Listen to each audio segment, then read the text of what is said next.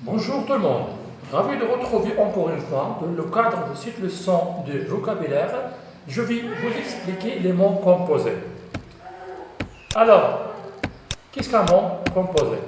Un mot composé est un mot formé de plusieurs éléments. Ces différents mots peuvent être soudés.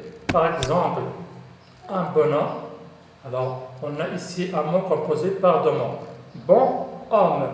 Alors, bon, un adjectif. Homme est un nom. Un portefeuille porte les feuilles. Alors on a ici le mot composé par deux mots. Un verbe porter, et les feuilles est un nom. Dans la plupart des noms composés, les mots sont reliés par des traits d'union. Alors qu'est-ce que ça veut dire trait d'union? Trait d'union, c'est un petit tiret entre les deux mots. Par exemple, en avant-centre, on a un trait d'union en bleu entre avant et centre. Les différents mots sont parfois reliés par des propositions.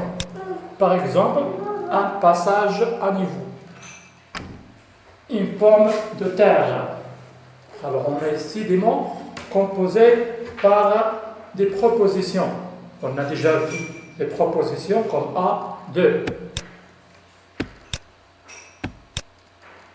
Dans certains cas, il y a simplement un espace entre les mots. Par exemple, un compte rendu, alors on a un espace entre compte et rendu. Le nom compte rendu au compte rendu, avec trait d'union. Alors acceptez deux orthographes avec ou sans trait d'union. Les noms composés peuvent être formés de deux noms. Exemple, un wagon-lit, un radio-taxi. Alors on a ici deux mots, wagon et lit. Les noms romains composés sont formés par un verbe et un nom. Par exemple, une garde malade, un taille-crayon. Alors on a garde malade, mot composé par un verbe, le verbe garder, et le nom malade. La même chose, un taille-crayon, composé par le verbe tailler et le nom crayon. D'autres noms composés sont formés d'un adjectif et d'un nom. Par exemple, un grand-père, un grand-père. Regardez bien, on a grand, c'est un adjectif, et père est un nom. Un rouge-gorge, un rouge-gorge. Alors, un rouge est un adjectif, rouge-gorge est un nom. Alors, il existe de nombreuses autres associations. Par exemple, un adverbe et un nom, un sous-titre. Sous est un adverbe, titre est un nom.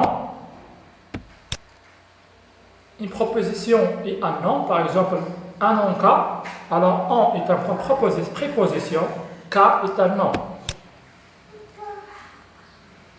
Peut-être deux adjectifs, un surmuet. Alors, on a ici deux adjectifs. Deux verbes, par exemple, deux verbes. Un, garde-manger. Le verbe garder et le verbe manger. Alors, formés par deux verbes. Un verbe est un adjectif. Tout puissant. Alors, on a ici un adverbe et un adjectif. L'adverbe, c'est tout puissant adjectif. Notre leçon d'aujourd'hui est terminée. Merci de l'avoir suivi et à demain, Inch'Allah.